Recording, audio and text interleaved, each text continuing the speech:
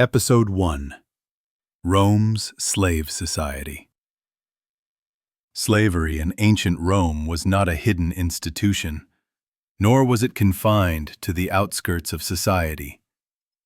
It was woven into the very fabric of Roman life, visible in markets, temples, fields, and households. To walk through the bustling streets of Rome in the 1st century BCE was to witness slavery everywhere. Men, women, and children, some captured in wars, others born into servitude, served as cooks, builders, teachers, accountants, and entertainers. Slavery in Rome was not simply an economic system. It was the engine that powered the empire. The Roman Empire's prosperity rested on the shoulders of slaves. They were the invisible workforce that built the aqueducts, tilled the wheat fields of Sicily, staffed the luxurious villas of senators, and rowed the ships that carried goods across the Mediterranean. Without them, Rome would not have risen to dominate the known world. But at the same time, this reliance on slavery created deep social divisions and moral contradictions. Romans prided themselves on liberty, yet their society depended on denying liberty to millions. The origins of Roman slavery trace back to the early Republic, when defeated enemies were often enslaved instead of executed. Over time, conquest became Rome's greatest supplier of human chattel. After every victorious campaign, thousands of captives were paraded through the streets in triumph before being sold in bustling slave markets. A single war could flood Rome with tens of thousands of new slaves, reducing their individual value but increasing their availability. These captives might be chained together and displayed for buyers who judged them like livestock, inspecting teeth, muscles, and even scars to determine their worth. The presence of slaves shaped Roman identity. To be a Roman citizen was to be free, and the sharp contrast between freedom and slavery defined the Roman social order. Citizens wore the toga, a garment forbidden to slaves, as a symbol of dignity and liberty. Yet for every citizen displaying his status, there were multiple slaves in the background making that life possible, lighting lamps, carrying messages, preparing meals, or even recording speeches. Rome's obsession with freedom was built upon a foundation of bondage, but the treatment of slaves varied dramatically depending on circumstance. Some were treated brutally, chained in mines where survival rates were pitifully low, condemned to a short life of exhaustion and despair. Others, especially household slaves or educated Greeks taken in conquest, lived relatively better lives. A slave might tutor the children of his master, manage estates, or handle financial accounts. These slaves sometimes developed close, if complicated, relationships with their owners, and could hope for eventual manumission. Yet even in the best cases, they remained property, objects to be bought, sold, or discarded. Imagine stepping into the Forum, Rome's political and economic heart, where the murmur of voices mingled with the clang of hammers and the smell of roasted meat. Among the traders selling fabrics, wine, and pottery, groups of slaves stood in rows, each with a placard around the neck stating their skills, age, and origin. Buyers bargained loudly, inspecting them as if choosing tools. One slave might be purchased for domestic work, another for brutal labor in the fields, and another, if strong and defiant, for training as a gladiator. The market was both ordinary and horrifying, a place where human beings were reduced to commodities. The scale of Roman slavery is staggering to modern eyes. Historians estimate that at the height of the empire, perhaps 1 in every 3 inhabitants of Italy was a slave. In the countryside, large estates known as latifundia were worked by gangs of slaves, producing grain, olives, and wine that fed the empire. In the cities, elite households employed dozens, sometimes hundreds of slaves, each with a specialized role.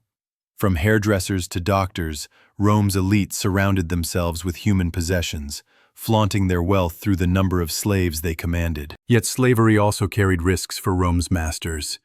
Fear of rebellion haunted them, for they knew that beneath the surface of obedience lay simmering resentment. The revolt of Spartacus, which we will explore later, revealed the potential power of desperate men united by chains. Even in daily life, slaves could resist in subtle ways, working slowly, feigning illness, or running away.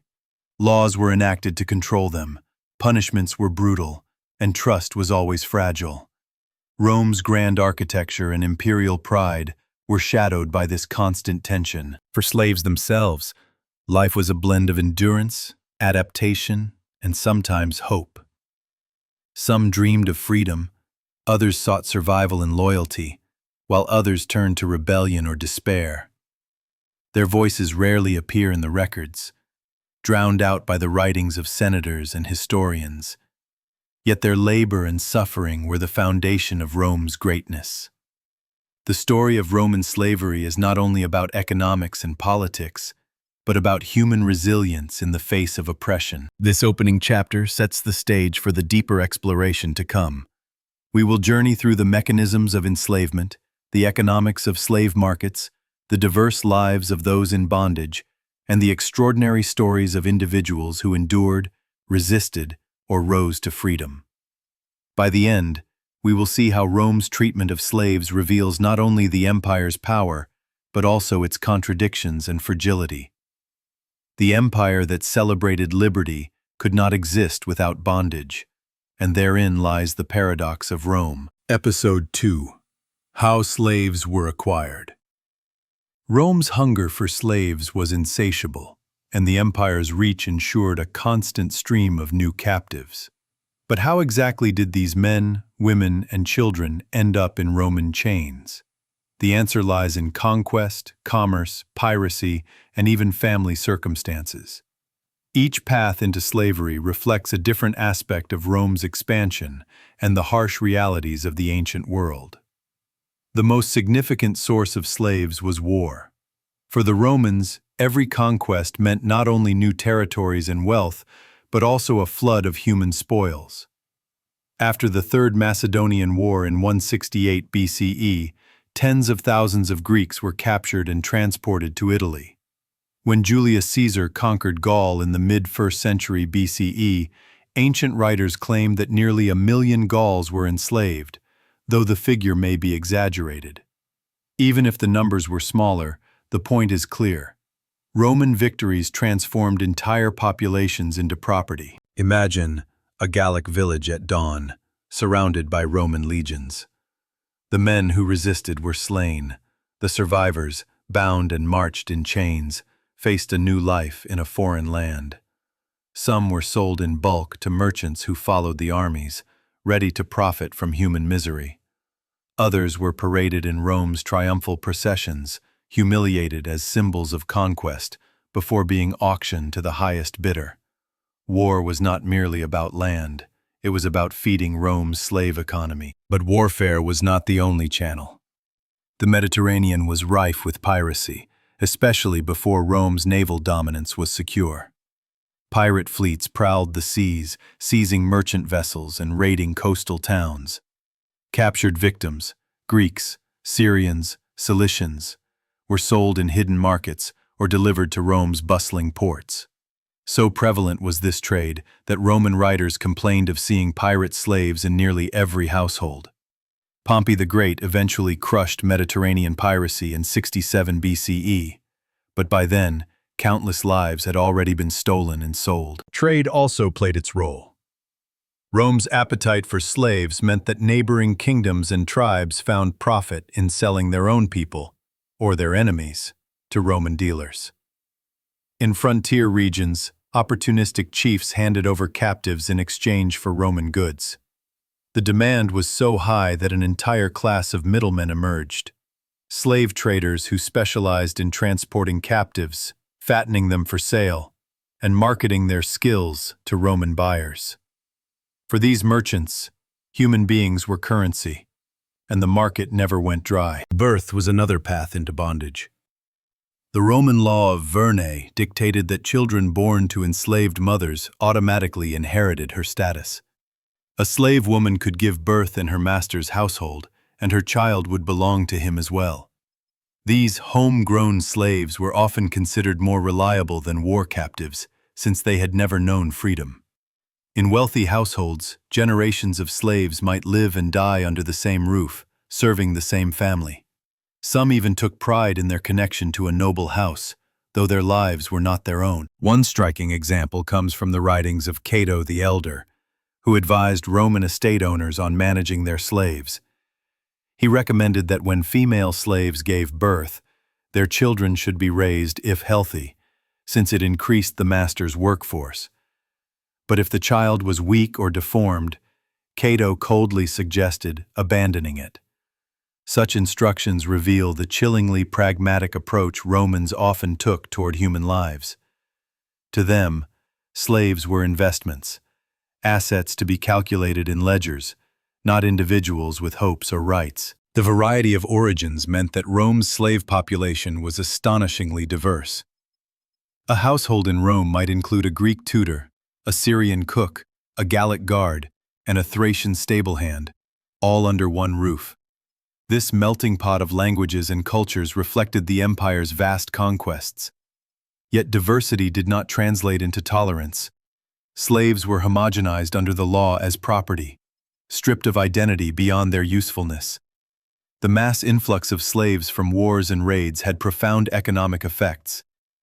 After Rome's conquest of Carthage and Greece, the sudden availability of cheap labor allowed wealthy Romans to expand their estates dramatically. Small farmers, unable to compete, often lost their lands and migrated to the cities, swelling the urban poor population. In this way, slavery not only fueled the economy, but reshaped Roman society itself, deepening class divides and concentrating wealth in fewer hands. One striking example comes from the writings of Cato the Elder, who advised Roman estate owners on managing their slaves. He recommended that when female slaves gave birth, their children should be raised if healthy, since it increased the master's workforce. But if the child was weak or deformed, Cato coldly suggested abandoning it. Such instructions reveal the chillingly pragmatic approach Romans often took toward human lives. To them, slaves were investments, assets to be calculated in ledgers, not individuals with hopes or rights. The fate of an enslaved person often depended on their background. Educated Greeks, captured during Rome's eastern campaigns, were highly prized. They might serve as doctors, philosophers, or secretaries, sometimes enjoying relative comfort compared to field laborers. A skilled Greek could be sold for hundreds or even thousands of denarii. Meanwhile, unskilled captives from rural tribes might be sent to quarries or mines, where conditions were so brutal that survival was measured in months, not years.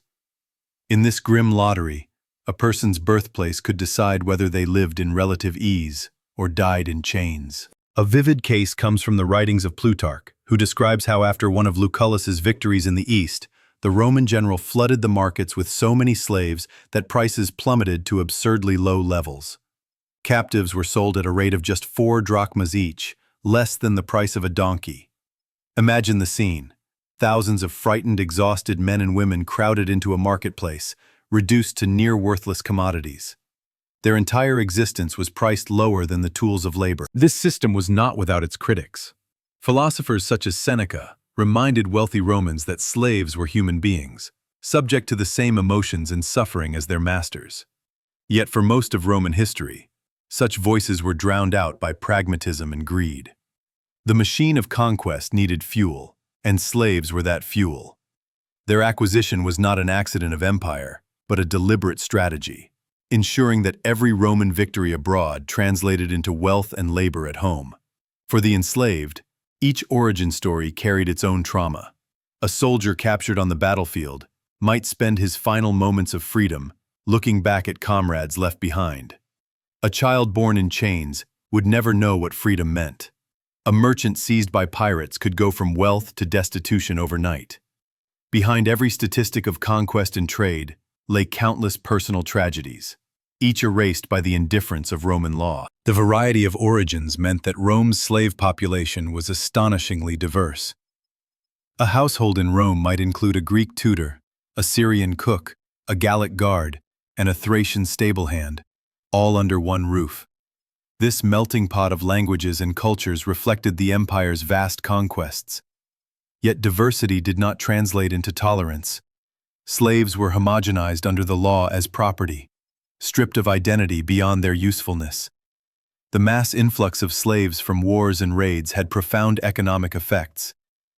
After Rome's conquest of Carthage and Greece, the sudden availability of cheap labor allowed wealthy Romans to expand their estates dramatically. Small farmers, unable to compete, often lost their lands and migrated to the cities, swelling the urban poor population.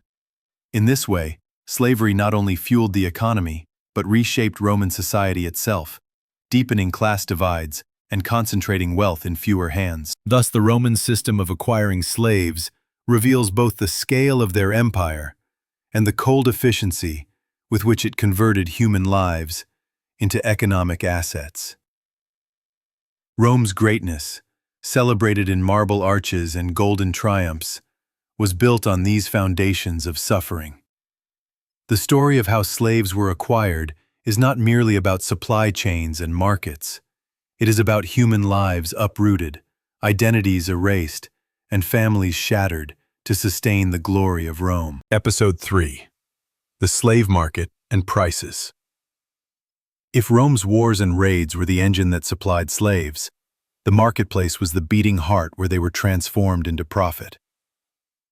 To step into a Roman slave market was to enter a world of noise, spectacle, and dehumanization. Here, human lives were bartered as casually as livestock, their worth measured in coin and skill rather than character or dignity. The slave market was both a physical space and a cultural symbol. In Rome, the most famous market stood in the Forum, but nearly every major city in the empire had its own bustling hub of trade. Wooden platforms were erected so buyers could inspect the merchandise. Slaves were lined up in rows, sometimes naked or nearly so, their features displayed without modesty. Each wore a placard, titulus, around the neck, describing their origin, abilities, and any defects. Strong farmhand, Greek tutor, good cook, or one eye missing. Buyers circled like hawks, poking, prodding, and asking questions. Historical sources give us glimpses into these prices. Cato the Elder, ever pragmatic, recorded that an ordinary farm slave might cost around 500 to 1,500 denarii, depending on age and condition. By contrast, a well-trained gladiator could cost as much as 2,000 to 3,000 denarii. Educated Greek slaves fetched staggering sums. Cicero is said to have purchased a librarian for an amount equivalent to a senator's yearly income. These figures highlight the wide gulf between the cheap lives of common captives and the prized individuals whose knowledge or skills could enrich their masters. Prices varied enormously. An unskilled laborer captured in battle might fetch only a few hundred sesterces, affordable to a modest farmer. Skilled slaves, however, could cost thousands. A literate Greek secretary might be worth as much as a small estate. Physicians and artisans commanded even higher sums, since their expertise could bring wealth to their owners. Women of beauty were sometimes purchased for domestic service or concubinage, their prices inflated by demand. Just as today's markets place premiums on rarity and skill, so too did Rome's slave economy. The market was also regulated, at least superficially. Roman law required sellers to declare defects honestly, much like warranties today. If a slave was diseased or prone to running away, it had to be noted on the placard. Buyers who discovered hidden faults could sometimes return the purchase, though in practice, enforcement was weak. Still, the very existence of these rules reveals the cold commercial logic with which Romans approached human beings, as commodities, subject to guarantees and returns. One vivid account comes from the satirist Juvenal, who mocked wealthy women inspecting slaves at auction. He describes them ordering a man to open his mouth so they could check his teeth, or demanding he flex his muscles to show his strength. It was theater of humiliation, where dignity was stripped away before the eyes of strangers. Yet for the Romans, this was ordinary commerce. Just as they would inspect a horse or a plow, they examined the bodies and skills of those they sought to own. The sheer scale of the market is staggering. After Caesar's conquest of Gaul, the sudden flood of captives drove prices down drastically. Plutarch tells us that some slaves were sold so cheaply that they cost less than a modest cloak. Imagine thousands of men, women, and children lined up in the hot sun, waiting for strangers to bid on their lives. The supply was so overwhelming that many went unsold for days, left to stand in chains until a buyer could be found. But not all sales were public. Wealthy Romans often conducted private transactions through trusted brokers. A senator seeking an educated Greek might contact a dealer who specialized in such luxury slaves. These brokers scoured conquered lands for talent, shipping their human cargo across the Mediterranean. For elite households, acquiring the right slave was as much about prestige as utility. Owning a Greek philosopher or a skilled sculptor was a status symbol, a way of flaunting wealth and taste before guests. Consider the case of Marcus Crassus, one of Rome's richest men. He was notorious for buying slaves trained in architecture and construction, then using them to build houses across Rome. Once complete, he would sell the properties for immense profit. Crassus turned human labor into a business empire, and his calculated purchases reveal the strategic thinking behind Rome's slave market.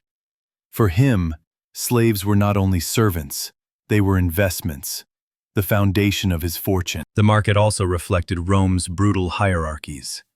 Not everyone could afford a slave, but even middle-class families sometimes scraped together enough to buy one or two household servants.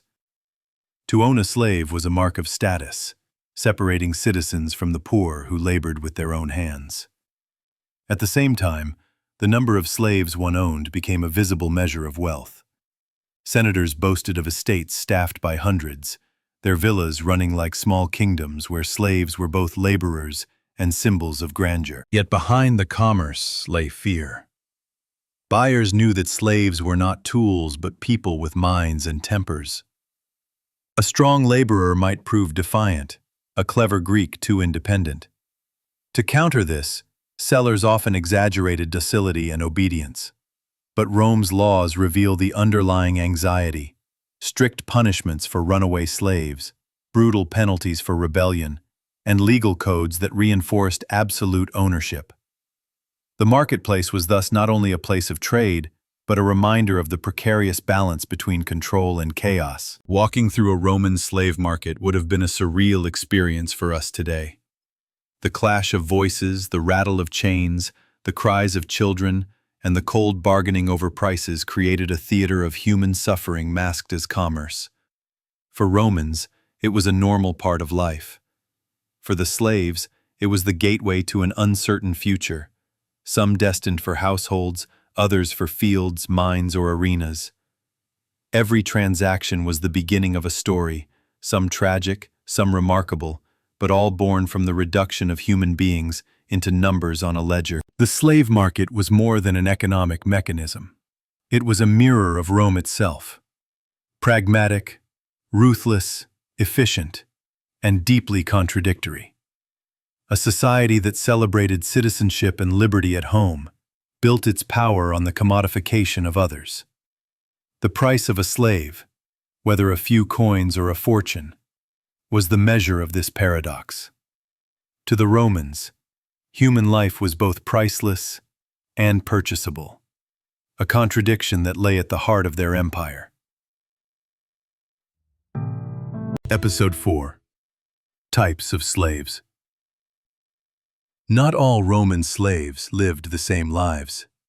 Their fates depended on the roles assigned to them, the places they served, and the whims of their masters. From the luxurious villas of the elite to the brutal mines of Spain, the empire's slaves occupied every imaginable niche of Roman society. To understand Roman slavery, one must explore its diversity, the different types of slaves who filled distinct functions in the empire. The most visible were household slaves, often seen walking the streets alongside their masters or serving guests in grand banquets.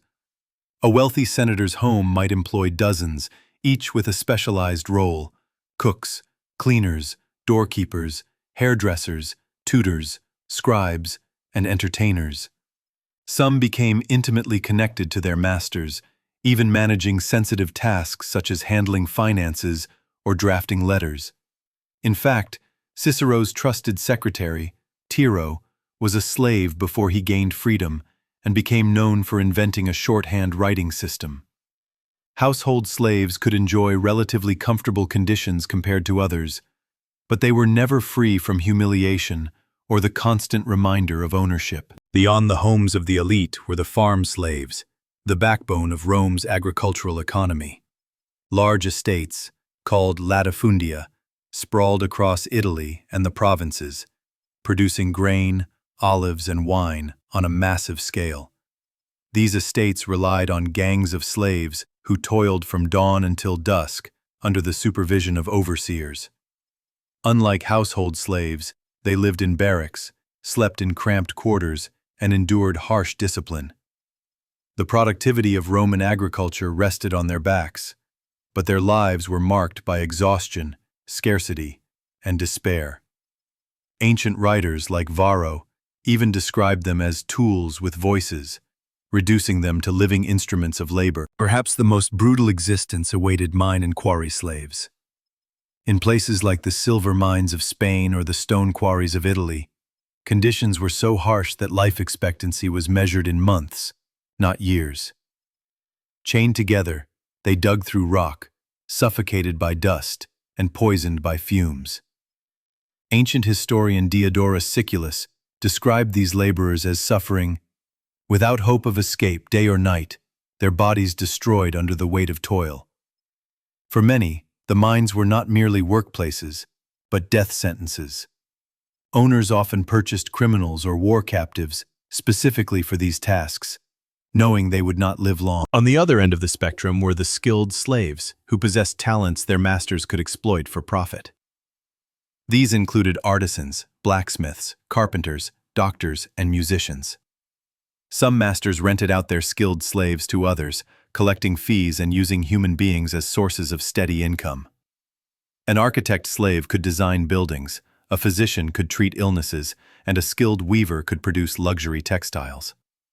Because of their utility, these slaves sometimes enjoyed better treatment, though their skills did not shield them from punishment or sale. Among the most infamous types were the gladiators, trained fighters who battled in the arenas for public entertainment.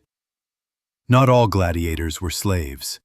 Some were volunteers seeking fame or money, but many were captives forced into the brutal life of combat. They trained in ludi, gladiator schools, where discipline was strict and disobedience meant death. Though their lives were short and violent, successful gladiators could achieve celebrity status, adored by the Roman crowd. Some even earned their freedom through victory. Yet behind the cheers lay a grim reality. Their lives were entertainment for a society that thrived on blood and spectacle. There were also domestic concubines, women purchased or taken to serve as sexual partners for their masters. Unlike wives, they held no legal status, and their children, if any, were born into slavery. While some lived in relative comfort, others endured exploitation and abuse. Their existence highlights the gendered nature of Roman slavery, where women's bodies were often commodified in ways distinct from men's. Not to be forgotten were the public slaves, those owned not by private citizens but by the Roman state itself. These individuals performed essential services for the city, maintaining aqueducts, cleaning streets, staffing temples, and assisting in government offices. Though they lacked freedom, public slaves often had better prospects for manumission than those in private households. Their work gave them a degree of visibility and sometimes even respect, since they served the public good rather than individual masters. Interestingly, Roman slavery also included educational slaves, especially in wealthy households. Greek captives, prized for their learning, often became tutors for Roman children. They taught literature, philosophy, mathematics, and rhetoric, shaping the intellectual life of the empire. Many Roman aristocrats owed their education to enslaved Greek teachers. Though their status remained low, these slaves wielded influence, molding the next generation of leaders. The diversity of slave roles created complex relationships. A wealthy family might treat a trusted household slave with affection, even granting privileges and eventual freedom, while at the same time sending others to rot in the mines. Slavery was not a monolithic experience but a spectrum, ranging from relative comfort to unbearable suffering. For every Tiro, whose intellect earned him manumission, countless nameless laborers died unknown in the fields or underground. This variety also exposed Rome's contradictions. Slaves could be despised as property, yet trusted with sensitive duties. They were humiliated in markets, yet sometimes loved as members of a household. They were the backbone of Rome's wealth, yet forever excluded from citizenship unless freed. The types of slaves Rome created reflected both its pragmatism and its cruelty, its brilliance and its brutality. One poignant example is that of Epictetus, a Greek slave who endured years of servitude before eventually gaining freedom.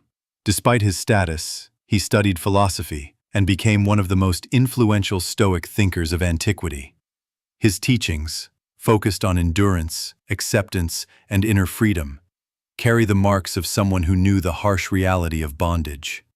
Epictetus's life reminds us that even within slavery's chains, remarkable voices could emerge.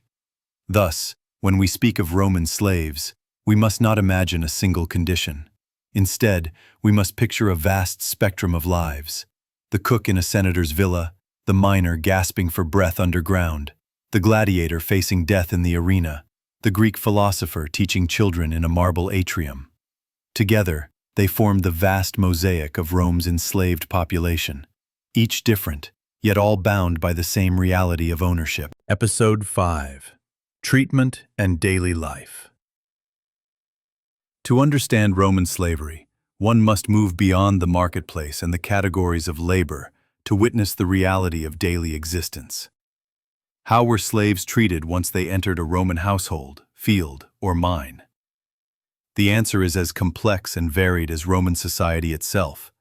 Some endured unspeakable cruelty, others carved out modest stability, and a few managed to build paths toward freedom. The daily life of household slaves often depended entirely on the temperament of their masters.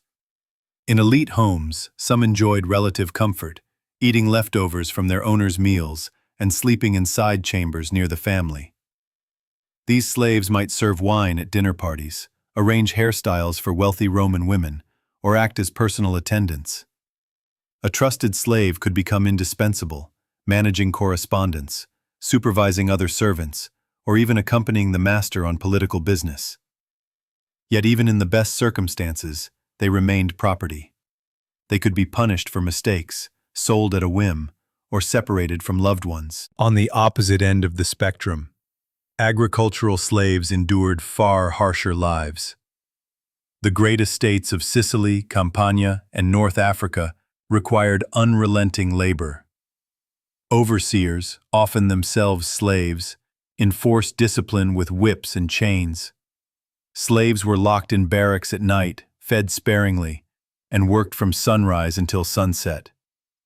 Varro, a Roman writer, advised estate owners to treat slaves as speaking tools, ranking them alongside plows and oxen. For many farm slaves, exhaustion, malnutrition, and harsh punishment defined daily life. The most brutal treatment awaited those condemned to mines and quarries. In Spain, where Rome extracted vast quantities of silver, slaves were forced to work in suffocating tunnels, shackled together, barely seeing sunlight. They hacked at rock with primitive tools, inhaling dust and poisonous fumes. Contemporary accounts speak of bodies broken by labor, lifespans cut short to mere years, and hopelessness so complete that death was a release. For mine slaves, there was no chance of manumission, no future beyond darkness and toil. Treatment also varied by gender. Women in slavery were particularly vulnerable, as their bodies were subject not only to labor, but also to exploitation. Many served as wet nurses, laundresses, or household attendants, but sexual abuse was a constant risk. Roman law recognized masters' absolute authority over female slaves, leaving them with no protection. Some bore children fathered by their owners, and while these children were legally slaves, their mixed heritage often created tension within households. Women thus carried the double burden of labor and exploitation. Punishment was ever present, designed to instill obedience and fear. Whippings were routine, and branding was sometimes used to mark runaway slaves. In extreme cases, punishment could be lethal. Roman law even allowed for crucifixion of slaves who committed serious offenses. A chilling example is recorded after the murder of a Roman master. Every one of his household slaves, numbering in the hundreds, was executed, regardless of innocence. The logic was brutal but clear. Collective punishment served as a warning to all others. Yet, not all treatment was purely oppressive. Some masters recognized that better conditions produced more loyal servants. A household slave who was well-fed and trusted might serve faithfully for decades, earning eventual manumission. Educated slaves, such as tutors or secretaries, could cultivate a degree of respect, even forming friendships with their masters. Philosophers like Seneca wrote that slaves should be treated with kindness, reminding Romans that they are men, just as we are. Still, these voices were exceptions, and most Romans saw kindness not as a duty, but as a strategy to maintain productivity. Daily routines reflected these realities. A farm slave rose at dawn to tend fields, drive oxen, prune vines, or harvest grain. Meals were meager: bread, porridge, and occasionally vegetables. Sleep came in crowded quarters, often shared with dozens of others. A household slave's day began with preparing lamps and fires, followed by cleaning, serving meals, and responding to every command. Public slaves swept streets or carried water, visible yet invisible to those they served. Everywhere, the rhythm of Roman life was maintained by enslaved labor, unseen in official glory, but ever present in daily reality. One remarkable window into treatment comes from the letters of Pliny the Younger, a wealthy Roman. He occasionally wrote of freeing slaves who had served faithfully, even providing them with modest inheritances. Pliny's actions reveal that some masters saw loyalty as deserving of reward. Yet even here, the generosity was framed not as justice, but as benevolence, the reminder that freedom depended entirely on the goodwill of another. Resistance, however, was always possible. Some slaves ran away, despite the risk of capture and execution. Others sabotaged work or feigned illness. The historian Tacitus even records instances of slaves conspiring against cruel masters. But rebellion was rare, compared to the sheer scale of slavery, and most endured, surviving through resilience and small strategies of adaptation. Songs, friendships, and religious practices offered moments of humanity amid oppression. A striking example of resilience is found in the story of Tiro, Cicero's secretary.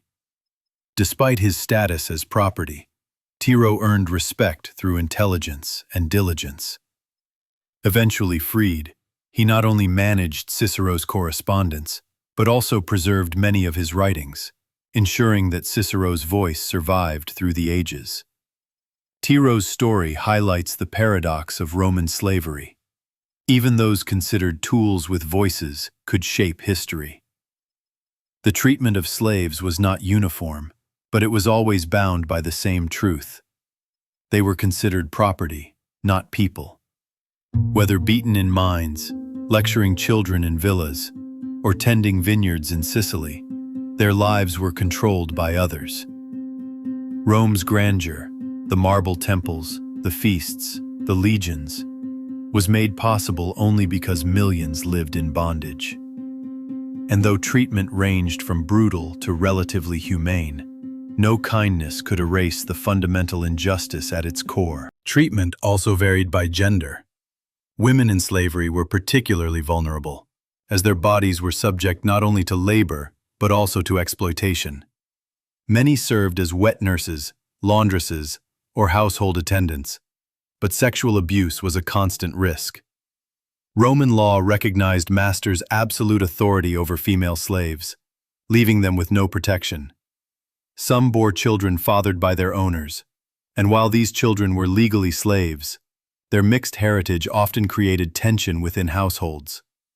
Women thus carried the double burden of labor and exploitation. This complex reality challenges us to see Rome not only as a civilization of laws and monuments, but also as one of exploitation and suffering. The treatment of slaves exposes both the cruelty and the pragmatism of Roman society, a culture that praised liberty for citizens while denying it to the majority of its laborers. Rome's paradox deepens here, in the daily rhythms of life, where chains clinked as quietly as whispers, yet held an empire together. Episode 6. Famous Slave Rebellions. Slavery in Rome was sustained by force, fear, and habit. But beneath the surface, resentment simmered. Most slaves endured quietly, calculating survival over resistance. Yet at times, desperation and hope ignited rebellion. These uprisings shook Rome, revealing both the fragility of its social order and the courage of those who rose against impossible odds. Among them, none is more famous than the revolt led by Spartacus. The first significant slave war erupted in Sicily in 135 BCE, known as the First Servile War. Sicily's fertile estates were filled with agricultural slaves, treated brutally by absentee landlords who left discipline to overseers. Enna, a city at the island's center, became the birthplace of rebellion when a Syrian slave named Eunice claimed divine visions and inspired his fellows to rise. Charismatic and ruthless, Eunice promised liberation under the favor of the gods. Armed with stolen tools and seized weapons, the slaves captured towns, defeated militias, and drew tens of thousands into their ranks. For several years, Sicily burned under their control until Rome finally crushed the rebellion in 132 BCE. Eunice was captured, imprisoned, and died of disease, but the memory of his uprising lingered. A second major revolt followed only decades later in 104 BCE, again in Sicily. This time, the insurrection spread like wildfire, led by two leaders, Salvius, who styled himself King Tryphon, and Athenion, a skilled commander. Their armies grew to nearly 40,000 strong, carving out territory and even minting coins. Once again, Sicily was the epicenter of defiance, its vast plantations serving as both the source of suffering and the fuel for rebellion. But Rome, alarmed by the chaos in a province crucial to its grain supply, dispatched legions that ultimately overpowered the rebels in 100 BCE. But it was the Third Servile War, beginning in 73 BCE, that etched itself into legend. Its leader was Spartacus, a Thracian gladiator who turned chains into weapons and ignited fear in Rome's heart. Originally trained in a gladiator school at Capua, Spartacus and around 70 fellow fighters staged a daring escape, seizing kitchen knives and makeshift arms before raiding wagons of real weapons. What began as a desperate flight swelled into a movement of tens of thousands. Slaves, deserters, and impoverished freemen joined his ranks. Spartacus proved not only courageous, but brilliant. He organized his followers into disciplined units, trained them for battle, and repeatedly outmaneuvered Roman forces. His army defeated praetors and consuls, humiliated legions, and at its peak may have numbered 70,000 to 100,000 fighters. Their victories shook Rome to its core. If slaves could unite and fight with such effectiveness, what did that say about the empire's foundations? The goals of Spartacus's rebellion remain debated. Some sources suggest he sought to march north and escape over the Alps, scattering his followers back to their homelands. Others believe he aimed to strike at Rome itself. What is certain is that Spartacus inspired terror among Rome's elite, who imagined their households turning against them in the night. Ultimately, however, Rome's resources proved overwhelming. The Senate entrusted Marcus Licinius Crassus, the wealthiest man in Rome, with extraordinary command. Crassus imposed brutal discipline, even reviving the ancient punishment of decimation, executing 1 in 10 soldiers who showed cowardice. Slowly, he cornered Spartacus's forces in southern Italy. In 71 BCE, the final battle was fought near the river Silaris. Spartacus fought with desperate valor, cutting down Romans in his path, but was eventually slain. His body was never found, a fitting end for a man who became legend. The aftermath was horrifying. To send a message, Crassus crucified 6,000 captured rebels along the Appian Way, stretching from Capua to Rome. For miles, the roads were lined with dying men, writhing on crosses, their agony a warning to all who might dream of freedom. Rome celebrated victory, but the cost was a haunting reminder of the fear that slaves could instill. Despite its failure, Spartacus's revolt captured imaginations for centuries. Ancient writers painted him as both a barbarian threat and a noble warrior. In modern times, he became a symbol of resistance against oppression, inspiring novels, films, and revolutionary movements. His story endures, not because he toppled Rome, but because he embodied the human yearning for liberty, even against impossible odds. Yet Spartacus was not alone. Smaller rebellions flared throughout Rome's history, desperate acts of defiance in mines, estates, and cities. Most were swiftly crushed, their leaders forgotten, their names erased. But each rebellion, no matter how small, revealed the cracks in Rome's dominance. The empire relied on the obedience of millions, and each act of resistance reminded Romans that obedience was never guaranteed. The slave rebellions also had long-term consequences. They forced Rome to reconsider how it managed its enslaved population. Plantation systems grew more cautious, urban households more vigilant. Laws tightened, punishments grew harsher, and surveillance increased. Rome learned that while slaves could be beaten, sold, and controlled, they could never be entirely broken. The memory of revolt lingered like smoke after fire. In the end, the story of slave rebellions is one of both tragedy and inspiration. Tragedy because each uprising ended in rivers of blood, with thousands dead and hope extinguished. Inspiration because in the face of overwhelming power, ordinary men and women still chose to fight for dignity.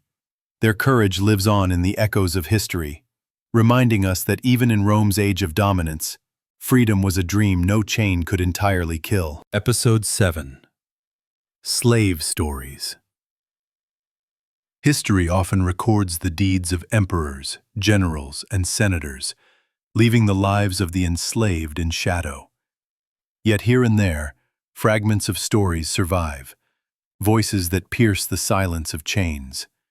These accounts, though rare, remind us that Roman slavery was not only an institution, but a collection of human lives, each with a unique struggle. One such figure is Epictetus.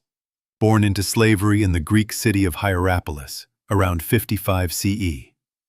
Owned by a wealthy freedman of the Emperor Nero, Epictetus endured cruelty and hardship. His master once twisted his leg so severely that it was permanently crippled. Yet from this suffering arose one of antiquity's greatest philosophers. Epictetus embraced Stoicism, teaching that freedom lies not in external conditions, but in control over one's own mind. Eventually freed, he became a renowned teacher, and his discourses influenced thinkers for centuries. His life illustrates the paradox of Roman slavery, a man chained in body, but free in spirit. Another powerful story is that of Felix, a slave who became a Christian martyr. Arrested during the persecutions of the 3rd century CE, Felix's testimony reveals how faith gave strength to the powerless. Though little is known of his daily life, his willingness to face death rather than renounce belief reflects a broader truth, that slaves could claim dignity through resilience, even when society denied them humanity. In the political sphere, we find Tiro, the loyal secretary of Cicero. Captured as a young man, Tiro's intelligence soon distinguished him. He not only managed Cicero's correspondence, but also invented a system of shorthand writing that revolutionized record-keeping. Tiro was eventually freed and remained devoted to Cicero until the statesman's death. Without Tiro, much of Cicero's legacy might have been lost. His life reminds us that slaves were not merely passive victims, but active shapers of Roman culture, leaving marks still felt today. Not all stories are of survival. Many are of unimaginable suffering. In the silver mines of Spain, countless unnamed captives perished in darkness. Ancient authors describe slaves working until their bodies collapsed, denied sunlight, companionship, and hope. Their names are gone, but their labor built the wealth that adorned Roman temples and funded imperial campaigns. To speak of Rome's splendor without remembering them is to tell only half the story. At times, individual slaves defied their masters openly. One such example is Dromachos, a runaway slave on the island of Chios. In the 3rd century BCE, he escaped into the mountains, gathered fellow fugitives, and waged guerrilla warfare against slaveholders. Dromachos became a legendary figure, remembered for his leadership and defiance. Local lore claimed he struck bargains with citizens, allowing runaways sanctuary in exchange for peace. His tale, half history and half myth, shows how even small acts of rebellion could echo for generations. There are also accounts of slaves who used cunning to rise above their condition. Phaedrus, once a slave in the household of Augustus, became known for his fables, short tales filled with wit and moral lessons. Though overshadowed by Aesop, Phaedrus used his voice to reflect on power, weakness, and justice, themes clearly shaped by his own bondage. His works are among the few literary testimonies left by a Roman slave, granting us a rare glimpse into their inner world. But perhaps the most haunting stories come from inscriptions left on tombstones. In Roman cemeteries, archaeologists have uncovered epitaphs dedicated to slaves and freedmen. Some are brief, recording nothing more than a name and age, lives cut short, forgotten except for a few carved letters. Others reveal deep affection. Masters sometimes honored trusted slaves with elaborate markers, while freedmen proudly declared their new status. One epitaph reads simply, "To Primus, a slave, faithful and kind. He lived 22 years." These fragments remind us that behind the statistics of conquest and commerce were individuals with names, loves, and griefs. Not all masters were cruel tyrants, and not all slaves were silent sufferers. Relationships could be complex, shaped by trust, dependence, and even affection. Yet every story shares the same underlying truth. Slaves lived at the mercy of others, their destinies determined not by their own will, but by the choices of their masters. That some found ways to endure, resist, or leave legacies is a testament to human resilience. The diversity of these stories shows that slavery was not a uniform experience. It was both brutal and banal, filled with cruelty but also moments of unexpected humanity. A gladiator dying in the arena, a secretary shaping the words of a statesman, a philosopher teaching freedom of the soul, all were part of Rome's vast mosaic of bondage. The stories of Roman slaves, fragmentary though they are, invite us to listen more closely to history's silenced voices. They remind us that the empire's triumphs were built not only on the ambitions of generals, but also on the endurance of the enslaved. Rome's legacy is incomplete without their stories. Stories of pain, resilience, defiance, and hope. Episode 8. Paths to Freedom. For most Roman slaves, life was marked by chains, orders, and the constant reminder that they were property. Yet within this grim reality there existed a glimmer of possibility: manumission, the granting of freedom. Unlike some slave systems in history, Roman society allowed and even encouraged slaves to earn or be granted liberty. This practice added complexity to slavery in Rome, offering hope to some while reinforcing the system for others. The most common path was loyal service. Masters often freed trusted slaves as a reward for years of faithful work. A devoted secretary, a skilled physician, or a household attendant might eventually be manumitted. This was not always driven by generosity. Freeing a loyal slave could serve the master's reputation, secure the loyalty of other slaves, or even strengthen political ties. To grant freedom was to display power, to show that a master could give or take away life's greatest prize. Another route was self-purchase, known as peculium. Some slaves, especially those with specialized skills, or those hired out by their masters, were allowed to keep a portion of their earnings. Over years, these savings could be enough to buy freedom. The irony was stark. Slaves had to purchase themselves, turning human identity into a transaction. Yet for many, this was the only chance to step out of bondage. A skilled artisan, a merchant's assistant, or an educated tutor could sometimes amass enough wealth to negotiate liberty. Freedom could also come through legal manumission ceremonies, which formalized the act in Roman law. The most prestigious method was manumission in front of a magistrate, where the master laid a symbolic rod upon the slave's head, declaring him free. Another method was inclusion in a master's will, granting freedom upon the owner's death. This form of manumission was particularly common, as Romans sought to display generosity at the end of life. Entire households of slaves could be freed by a single testament, though often with conditions attached. Yet freedom was never absolute. Roman law imposed restrictions on manumission, especially as the practice grew common. By the late Republic, so many slaves were being freed that the Senate feared social instability. Laws such as the Lex Fufia Caninia, 2 BCE, limited the number of slaves who could be manumitted in a will. Masters with vast households could no longer liberate all their slaves at once. Freedom, then, was a privilege to be rationed, carefully controlled to protect the balance of society. The motivations behind manumission were varied. Some masters genuinely valued the loyalty or affection of their slaves. Others saw freedmen as useful allies. Once liberated, they could vote, engage in business, and expand a patron's influence. For the slaves, manumission was not merely a change in legal status. It was the transformation of identity. A freedman gained a name, the ability to marry legally, and the possibility of passing citizenship to his children. It was both liberation and rebirth. Real stories bring these practices to life. Tiro, Cicero's secretary, was manumitted after years of service. His freedom allowed him to continue his literary work and ensure Cicero's writing survived. Another freedman, Trimalchio, though fictional in Petronius's Satyricon, represents the phenomenon of freed slaves who became enormously wealthy, flaunting their riches in ostentatious displays.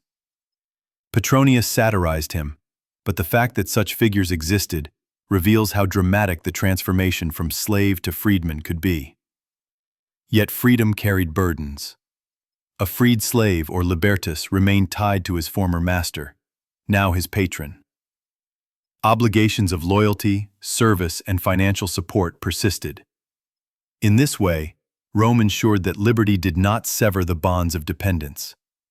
Freedmen might work alongside their patrons in business, support their political campaigns, or provide services as repayment. Freedom was real, but it was rarely total independence. For women, manumission often had different implications. Freed women might marry citizens, securing legitimacy for their children. Some became entrepreneurs, running taverns, shops, or workshops. Yet many remained economically and socially dependent on their former masters. Gender shaped not only slavery, but also the experience of liberation, offering opportunities while limiting autonomy. Despite its restrictions, manumission gave Roman slavery a peculiar fluidity. Unlike systems where bondage was lifelong and unchangeable, Rome held out the promise, however faint, of eventual release. This prospect served as both carrot and stick.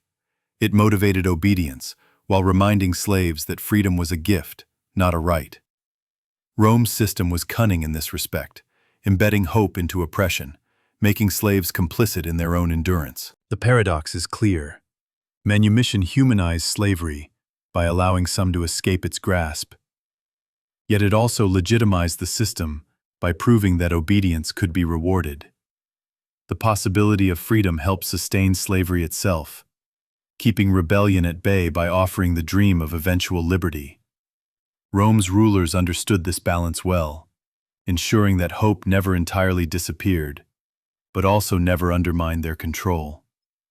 the stories of those who gained freedom remind us of the resilience of the enslaved. To be manumitted was not simply to escape chains. It was to reclaim personhood, to step from the shadows of invisibility into the light of society. Some faded into obscurity, others rose to wealth and influence. But all carried the memory of bondage. Their freedom was both triumph and scar, shaping their lives and the lives of generations after them. In the end, the paths to freedom reveal the complexity of Roman slavery. It was a system cruel and pragmatic, oppressive yet strangely permeable. Rome's greatness was built on bondage, but its culture also allowed transformation, turning slaves into citizens, property into people. Freedom was not guaranteed, but it was possible, and that possibility gave the enslaved both endurance and dreams. Episode 9. Freed Slaves in Society. Gaining freedom was not the end of the story for Roman slaves. In many ways, it was the beginning of a new chapter, filled with opportunities, but also limitations. The status of the freedman or libertus occupied a unique space in Roman society, no longer a slave, yet not fully equal to those born free. Their lives tell us much about how Rome balanced inclusion with exclusion, generosity with control. Upon manumission, freed slaves gained a legal name, often adopting part of their former master's identity. A freedman usually took the family name, nomen, of his patron, signaling both gratitude and subordination. For example, Cicero's freed secretary Tiro became Marcus Tullius Tiro, bearing his master's name, but also his own individuality. This blending of identities reflected the complicated relationship between patron and freedman, liberty wrapped in loyalty. Freedmen gained significant rights. They could marry legally, own property, engage in contracts, and pass on citizenship to their children. In many ways, their descendants became indistinguishable from freeborn Romans. This social mobility was striking compared to other ancient systems of slavery. A man who once served wine at banquets could, within a generation, have grandchildren sitting in the Senate. Freedom transformed not only individuals, but entire family lines. Yet limitations remained. Freedmen could not hold high public office or serve in the Senate. They were excluded from certain honors and carried the stigma of their origins. Roman elites often sneered at freedmen as nouveau riche climbers, mocking their manners and ambitions. Satirists like Juvenal ridiculed freedmen who flaunted wealth but lacked true nobility. This prejudice ensured that while freedom brought opportunity, it also preserved social hierarchies. Economically, freedmen often thrived. Many became traders, bankers, artisans, or entrepreneurs. Because slaves sometimes handled business for their masters, they gained practical experience that proved invaluable once free. Some amassed fortunes rivaling those of the nobility. Trimalchio, the fictional freedman in Petronius's Satyricon, embodies this phenomenon. A man who rose from servitude to extravagant wealth, hosting lavish feasts that scandalized the elite. While exaggerated, the character reflected a real trend: freedmen carving out space in Rome's economy through hard work, luck, and shrewdness. The state itself relied on freedmen. Under the emperors, many served in the imperial bureaucracy, managing accounts, correspondence, and administration. Augustus, Rome's first emperor, employed freedmen to oversee key functions, trusting their loyalty more than ambitious aristocrats. Over time, imperial freedmen gained immense power, shaping policy behind the scenes.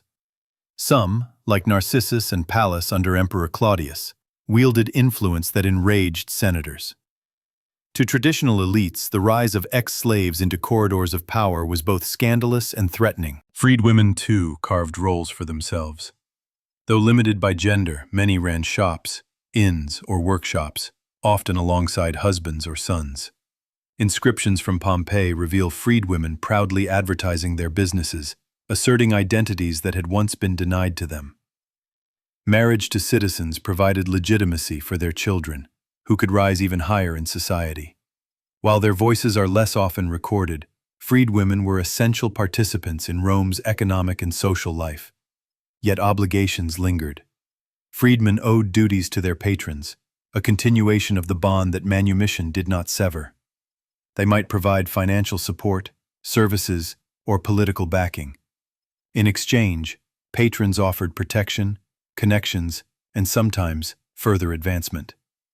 This patron-client relationship ensured that even in freedom, dependence remained.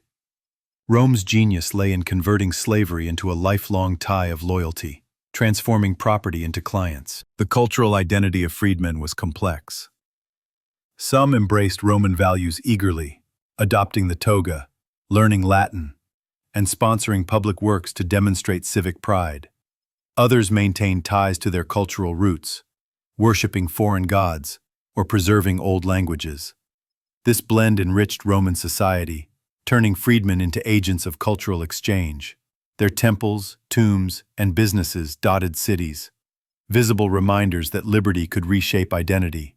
Archaeology offers vivid glimpses into their lives. In Pompeii, the tomb of a freedman named Marcus Virgilius Eurysakes still stands, built in the form of a massive bakery. Eurysakes had been a baker, and his monument proudly displayed the tools of his trade. Though not an aristocrat, he immortalized himself in stone, celebrating both his freedom and his work. His tomb proclaims a message: dignity was possible, even for those once enslaved. But prejudice endured. Elite writers often belittled freedmen, accusing them of arrogance or bad taste. In literature, the figure of the freedman became a symbol of overreaching ambition.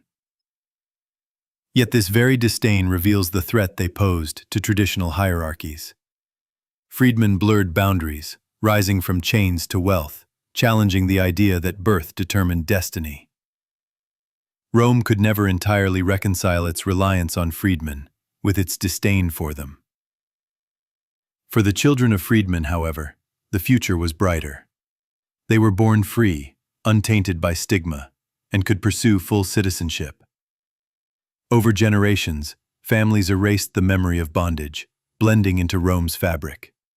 Slavery, while devastating for individuals, could thus be a stepping stone for descendants. This intergenerational mobility distinguished Roman slavery from harsher systems, where bondage was permanent and hereditary without escape. The lives of freed men capture the contradictions of Rome. They were celebrated as proof of Roman generosity, yet mocked as reminders of servitude. They were excluded from elite politics, yet dominated business and administration. They were symbols of both Rome's inclusivity and its enduring prejudices. Through them, we see how freedom in Rome was never absolute, but always negotiated, balanced between liberty and dependence. In the end, freed men remind us that slavery in Rome was not only about oppression but also transformation. From chains, new citizens emerged. From silence, new voices spoke. Their lives complicate the simple narrative of slavery, showing how Rome's paradox, liberty built on bondage, could evolve into stories of resilience and renewal. Episode 10. Legacy of Roman Slavery. Rome's greatness dazzled the ancient world. Its aqueducts carried water for miles, its roads stitched together continents, and its armies conquered vast territories. Yet beneath the marble temples and golden triumphs lay an undeniable truth. Slavery was the empire's foundation. Without millions of enslaved men, women, and children, Rome would not have fed its people, built its monuments, or funded its conquests. To speak of Rome's legacy is therefore to speak of slavery itself. The economic impact was immense. Rome's agricultural estates, the latifundia, relied on slave labor to produce grain, wine, and olive oil in quantities that sustained both Rome and its provinces. The profits from mines, tilled fields, and workshops filled the coffers of aristocrats and emperors alike. Slaves were the invisible hands that kept markets humming, armies supplied, and cities fed. In this sense, slavery was not peripheral but central, the engine of the Roman economy. Yet the reliance on slavery also sowed seeds of weakness. By displacing small farmers and concentrating wealth in fewer hands, the system deepened inequality. Poor Roman citizens crowded into cities, dependent on handouts, while elites flaunted luxury built on servitude. This hollowed the social core of the Republic and contributed to its political instability. Some historians argue that Rome's over-reliance on slavery ultimately hindered innovation. Why invent new machines when endless human labor was available at low cost? The brilliance of Rome came with hidden costs, many of which eroded its strength. Culturally, slavery shaped Roman values. Citizenship itself was defined in opposition to slavery. To be Roman was to be free. The toga, forbidden to slaves, symbolized dignity and status. Festivals celebrated liberty while ignoring those who lived in chains. This paradox, praising freedom while sustaining bondage, exposed the contradictions at the heart of Roman identity. Liberty was a badge worn proudly by citizens, but it rested on the denial of liberty to millions. The legal legacy is equally striking. Roman law codified slavery in meticulous detail, treating human beings as property, yet granting pathways to freedom. These legal structures influenced later systems, from medieval Europe to colonial empires. Even the language endured. The Latin word servus, slave, echoes in the English word servant, a reminder of how deeply slavery shaped Western vocabulary and thought. Rome normalized the commodification of people, embedding it into law and culture for centuries to come. The human legacy, however, is more haunting. The voices of slaves rarely survive, yet their labor left indelible marks. The stones of the Colosseum, the roads stretching across Europe, the villas buried in Pompeii, all were shaped by hands that left no names. Behind every senator's speech and general's triumph lay cooks, scribes, builders, and field workers, whose contributions were erased from glory. Rome's grandeur was collective, but history too often made it singular. Rebellions like that of Spartacus remind us that slaves were never passive. They resisted, adapted, and dreamed of freedom. Even in daily life, subtle acts of defiance, working slowly, breaking tools, or preserving cultural traditions, asserted humanity. Figures like Epictetus show how even in chains, thought and spirit could remain unconquered. These stories remind us that slavery, while dehumanizing, could not extinguish resilience. The paradox of Roman slavery is that it both degraded and transformed. It crushed millions, yet it also allowed some to rise. Freedmen became citizens, entrepreneurs, and even power brokers in imperial courts. Their children entered the fabric of Rome, shaping its future. Thus, slavery was not a static institution, but a fluid system, one that both oppressed and, in rare cases, offered paths to renewal. The legacy extends beyond Rome's fall. Later societies looked back to Rome for models of law, government, and culture, and in doing so inherited its attitudes toward slavery. Medieval serfdom, colonial slavery, and modern debates on freedom all carry echoes of Roman practice. Rome did not invent slavery, but it perfected it on a scale the world had rarely seen. The shadow of that system stretches long across history. What lessons can we draw today? The story of Roman slavery is not just about antiquity. It is about human nature, power, and contradiction. It shows how societies can celebrate liberty while denying it to many. It warns of the dangers of building greatness on exploitation, and it reminds us that behind every monument and achievement lies the unseen labor of those forgotten. In the end, Rome's treatment of slaves reveals the fragility of civilizations. Power built on oppression may glitter for centuries, but it leaves scars that endure long after empires fall.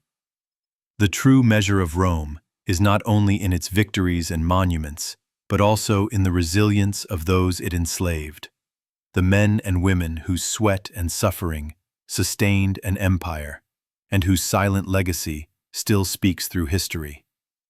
The story we have traced, of acquisition, markets, treatment, rebellion, freedom, and legacy, is not a tale of distant strangers. It is a mirror reflecting humanity's struggles with power, justice, and dignity. Rome's paradox remains our paradox. Liberty proclaimed, bondage practiced. To remember the slaves of Rome is to remember that no civilization is truly great if it forgets the humanity of its people.